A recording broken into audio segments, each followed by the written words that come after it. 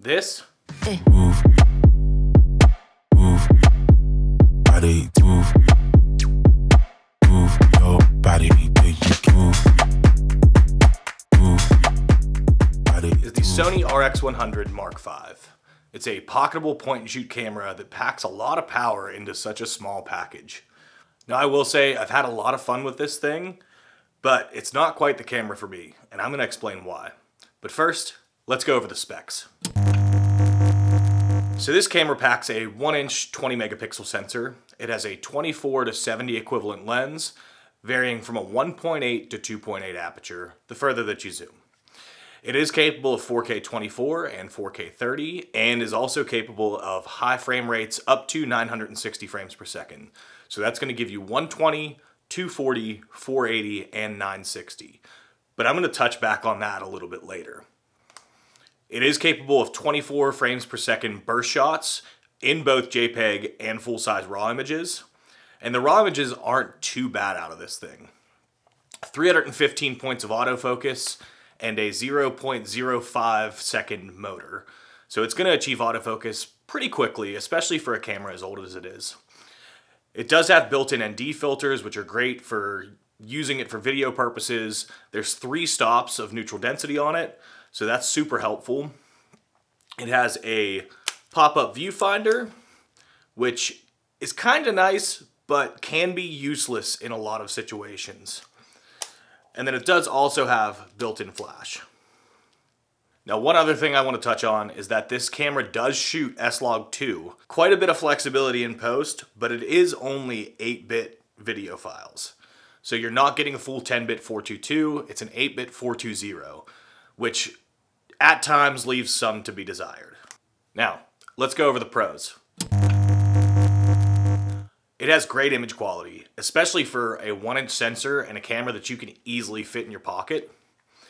Flexible post-production. As I said, it shoots in RAW and in S-Log2, so that's going to give you nice flat color profiles and an ability to kind of push the color, the contrast, all of those things a little bit.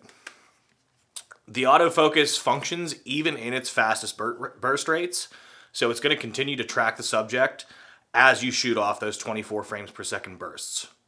The JPEGs are highly editable, and you can even edit them in the camera.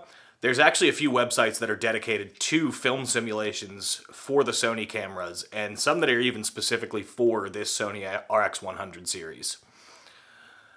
It has great looking video footage, and it did kind of surprise me quite a few times shooting the videos that I did, especially indoors. The ND filters are great for outdoors. It allows you to bring that exposure down quite a bit and shoot at the frame rates that you would need to and the shutter speed that you would need to. The dynamic range has impressed me quite a bit. I will say I'm used to shooting on full frames and on Canons, and obviously I know that it's not going to touch that. But it is pretty good for all the bigger the sensor is. And finally, my favorite pro out of it is going to be the fact that it's pocketable. So because this camera is so small, it easily fits into a pocket. Alright guys, before we get too much further, if you wouldn't mind liking and subscribing to the channel, that really does help the channel grow. And if you're liking this kind of content, I plan to come out with a lot more reviews and a lot more in-depths of photography. My life as a videographer, photographer. I shoot weddings, I shoot wildlife, I shoot all kinds of stuff. So if you could like and subscribe to the channel, we would really appreciate it. Now, before we get too deep into the cons, I do want to go over what this could be used for and who's going to like this camera. So out of everyone, I think this is more geared towards your content creators, and this was kind of the come-up camera for content creators. So if you're filming TikToks, if you're filming quick YouTube videos, this camera is going to pretty much do everything you need. It's easily pocketable. You can throw it on a stick or a little carry tripod, especially one with a Bluetooth remote, and fire away, shoot what you're going to do. It's going to be nice for staying a little bit inconspicuous rather than carrying around like a full rig. We're shooting on like the R6 and the R5, and truly when I go out into public, I'm still a little uncomfortable carrying cameras that big. So for someone that's just getting started out in content creation and YouTube videos, those kind of things, it's going to be decent for that, but there's one caveat. The onboard microphones leave some to be desired. So you may want to invest into like a DJI Mic 2 or one of the Rode mics that you can record onboard audio with those and use that in post. Now, how I've been using this camera has been basically a dad camera. So it comes with me pretty much everywhere. I've used it for family vacation when I don't feel like carting around, again, the R5 or the R6, or even the Fujifilm. I've taken it to like the beach with me, to on like hikes, that kind of stuff. It's super light and easily transportable, so it gives you that option. A lot of times I did find myself reaching for the Fujifilm because I knew what that camera is capable of, and I just like the colors straight out of camera on that better. So that is, of course, completely subjective. Some people might want something that is this small and easy to carry around. I personally would rather take my XS20. So with that being said, I have already sold this camera, and I've only had it for about 3 months. That's where I'm sitting with it, is it hasn't filled any niches that I needed a camera to that I can't do with either my R5, my R6, or my XS20. And then we do have the DJI Osmo Pocket 3 too, so if I'm vlogging or shooting video and know that I'm not going to be shooting photos, that's usually the camera that comes with me. And that fits into a pocket even better than this does. Now, I will say the built-in flash is pretty nice, and if you want to use it for content creation purposes or, you know, taking selfies, it works for that really well. And I would even say this is a better option than the Canon G7X or some of the other point-and-shoot options out there. So if you were looking for something like a G7X, this camera is a little bit easier to get your hands on, and it seems to be falling a little bit cheaper right now in the aftermarket. So that's something to take into consideration, is that it does have great JPEGs, highly editable JPEGs, and great RAWs, and it's going to directly compete with the G7X. The capabilities of this camera make it a nice, I would say, C camera, or a potential backup when you're shooting wedding receptions and that kind of stuff, where you can just be out and moving through the crowd, pop that flash off, and fire off a few shots. So it does have some purposes in a professional setting. And I will say, like, for a point and shoot, this thing is packed full of features, and it has really, really good image quality. But I think we should get into the cons now. Now, most of these cons are going to be subjective, as pretty much everything is in photography. For me, the camera's too small, and I know they make grips for it, but I didn't really like the camera enough to invest any extra money into it. So if you have bigger hands, or if you like cameras that have like a little extra grip on them, your options are going to be to add a grip to it or just kind of suck it up. Another con is the 8-bit video footage, and while it is flexible to edit in post, I did push it a little bit in DaVinci Resolve, and I kept finding myself wanting a little bit more out of it. So the 10-bit 422 would have been a nice thing to have in it, but unfortunately we don't. There are also quite a few upgrades from this camera. So this is a 24-70 lens that's built into this, and then I think the RX6 or RX100 Mark 6 and the RX100 Mark 7 both have 24-200 millimeter lenses, without too mumuch of a sacrifice with your f-stops. So if you're looking to push in a little bit more, those might be cameras that are better options. They are going to come at a little bit of a higher price.